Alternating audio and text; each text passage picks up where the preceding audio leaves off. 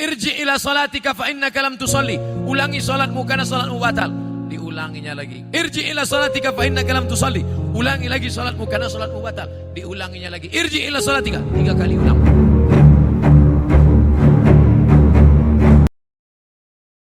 Kenapa salatnya disuruh ulang sampai 3 kali?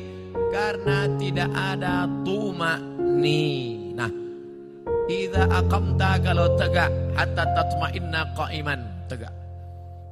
Kalau ruku, hatta tatma'inna raki'an. Subhana rabbiyal azim, subhana rabbiyal azim, subhana rabbiyal azim, subhana rabbiyal azim wa bihamdih.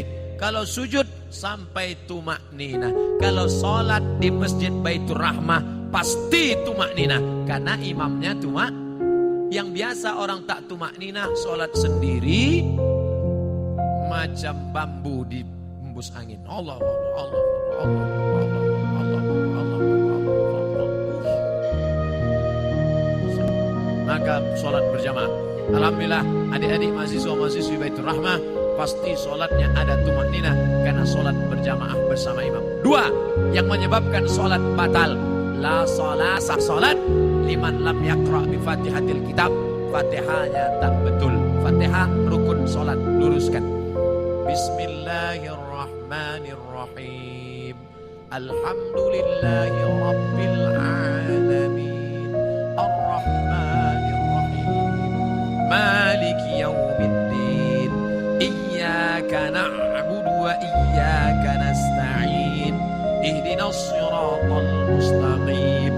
Siratal ladzina an'amta 'alaihim ghairil maghdubi 'alaihim waladdallin. Amin. Betulkan Fatihah. Ngaji Iqra. Ngaji Iqra. Seandainya tak ada ulama dari Minangkabau, mungkin saya tak pandai membaca Quran. Jadi Ustaz dulu ngaji sama siapa? Ulama-ulama Minangkabau yang mengajarkan mengaji. Alif di atas, alif di bawah, i alif depan, u, a, i. Di atas itu kan dari Minangkabau. Alif 2 di atas, an, alif 2 di bawah, in, alif 2 di depan, un, an, in, un. Yang tahu berarti udah tua. Anak-anak kini tak tahu itu lain. Apa guru mengaji nan kini bukan dari Minangkabau tapi dari Yogyakarta. Jenenge sapa? Kiai Haji As'ad Umam. Bataba, batata, batata, batasa, basaba. Yang dulu hampir seluruh Sumatera itu guru dari Minangkabau. Alif di atas a, alif 2 di atas an. Mengalir pahalanya. Jangan sampai Fatihah tak betul. Apa kiat hijrah? Bagaimana cara agar kita tetap istiqamah? Yang pertama, selalu pergi ke rumah sakit. Balik dari sini, jangan pulang ke rumah, pergi ke rumah sakit. Nanti kalau security nanya, mau kemana mbak? Mau nengok orang sakit di rumah sakit. Mau ruangan berapa? Sadonan di siku, ingin ambo lihat. Saya kalau diajak jamaah, Ustaz ayo kita ke ruang ICU. Datang, tulis dia teh ICU, artinya ICU. Ambo mencari waang tak bisa cari aku. Nampak di sana orang cuci darah, keluar darah dari dalam badan, masuk ke selang, masuk ke mesin, dicuci 5 jam, masuk lagi. Sakitnya berapa? Duitnya berapa? Maka kita yang sehat bersyukur nikmat sehat dengan banyak-banyak beribadah. Tak juga bersyukur nengok orang sakit, pergi ke kubur menengok orang mati. Mim dia mata ya bawati, mati. Tengok bagaimana, apa yang akan dibawa? Tinggal akan dibawa solat. Inna awwala ma yuhasabu bihil abdu yaumal qiyamah. Yang pertama kali dihisab, dihitung hari kiamat, solat. Yang ketiga, buat komunitas. Komunitas alumni Baitur Rahmah. Buat satu contoh sekolah percontohan. Madrasah tahfiz Quran alumni Baitur Rahmah. Anak yatim, uang sekolahnya tanggung. Guru-gurunya kalau sudah ada, yang sudah ada itu aja jaga. Alumni-alumni pulang dari sini, buat ikatan alumni, pergi cari mana sekolah. Pak Kepala Sekolah, ya, berapa guru yang belum digaji? Berapa anak yatim yang belum bayar uang sekolah? Berapa kursi yang patah? berapa whiteboard yang rusak, berapa papan tulis yang bolong, berapa atap yang perlu diganti. Bapak mau ganti? Enggak, bertanya saya. Bantulah. Itu yang akan membuat kita istiqomah insyaallah. Saya sebelum datang ke Kota Padang, kami tidak dari Payakumbuh. Padahal kalau dekat dari Pekanbaru dekat Payakumbuh, tapi kami mutar ke Indragiri Hulu, masuk ke Kuantan Singingi. Kenapa?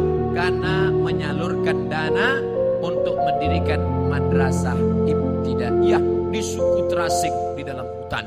Itulah yang akan menolong di hadapan Allah Subhanahu wa taala. Jadi adik-adik, kawan-kawan, sahabat-sahabat, buat komunitas. Saya banyak ceramah ke tempat-tempat, bertemu dengan komunitas. Ustaz Somad, kami dari komunitas, apa namanya? Komunitas Jombloan Sejati. Ustaz, kami dari komunitas, apa namanya? Komunitas Pensiunan Perusahaan Minyak. Ini apa? Komunitas Mantan Tatu-Tatu. Isinya kurang nan batatu. Ada tatunya ular kobra. Setelah tua, ketek. Jadi cacing pita. Mantap. Ustaz, kami komunitas. Nama komunitasnya Komunitas Pejuang Subuh. Kita tulis di bawah, Pejuang Subuh. Zuhur ndak tiba. Komunitas Pejuang Subuh. Zuhur kemana? Ndak tahu zuhur. Masjid lain Pak Ustaz. Bagaimana caranya supaya kita tidak tergolong ke istidraj? Istidraj itu ngeri. Istidraj itu bahasa singkatnya tasase di jalan nan lurus. Banyak orang sesat di jalan berbelok. Tapi ini enggak, sesat di jalan yang lurus. Nampaknya dia lurus, tapi sebenarnya sedang sesat. Na'udzubillah. Banyak hartanya, mewah hidupnya, tapi ternyata sedang dimainkan Allah Ta'ala dengan istidraj. Kita banyak salah sangka. Ustaz, saya dulu sebelum pengajian hidup saya enak Pak Ustaz. Tapi setelah dengar pengajian Ustaz, begitu pulang helm basah. Begitu pulang motor hilang. Begitu pulang anak sakit. Sesungguhnya Allah sedang sayang kepada engkau, dihapusnya dosa-dosa. Amin. Yang paling mengerikan adalah sholat tak pernah, puasa tak pernah, sedekah tak pernah, tapi hidupnya lancar-lancar saja. Itu namanya istidraj. Tetangga saya Pak Ustaz tak pakai jilbab, sholat tak pernah, puasa tak pernah, hidupnya lancar, rumahnya besar, mobilnya besar, bininya besar. Itu namanya istidraj. Sanastadrijuhum min haitsu la ya'lamun. Kami mainkan mereka dengan istidraj. Kami mainkan mereka karena mereka mempermainkan Allah. Mereka sangka Allah lalai, mereka sangka Allah lupa. Tidak, Allah sedang memainkan engkau dengan istidraj. Jadi caranya biar sadar, introspeksi diri. Mengapa aku begini? Kalau terasa salah, istighfar, mohon ampun kepada Allah Subhanahu wa taala. Semoga Allah mempertemukan kita semua di surga nanti bersama para nabi dan orang soleh. Sampai saya ke surga, saya tengok surga kosong, embus surang saya isi. Tanya malaikat, mana jamaah Baitur Rahmah? Mereka VVIP. Rupanya ambo kelas ekonomi. Apa ndak VVIP? Solat tarawihnya 1 juz. Solat berjamaahnya ndak tinggal. Di dalam masjidnya khusyuk. Saking kan khusyuknya sampai terlalu. Masjid lain orang kepanasan, ya tenang, sejuk. Khotib berapi-api, dia berair-air. Mimbarnya tinggi, Masjid Baitur Rahmah Padang, naik ke atas. Hanya saja saya sarankan kalau sholat di Masjid Baitur Rahmah, tolong tatapan matanya supaya ke tempat sujud. Jangan menengok ke atas, karena sini kaligrafi banyak. Lancak banget. Khusyuk, jaga. Apa hukum seorang istri yang taat beribadah, rajin puasa, tapi bicara pada suaminya suaranya keras? Memang setelannya begitu. Memang kare suara. Coba periksakan, mungkin jodohnya pakak.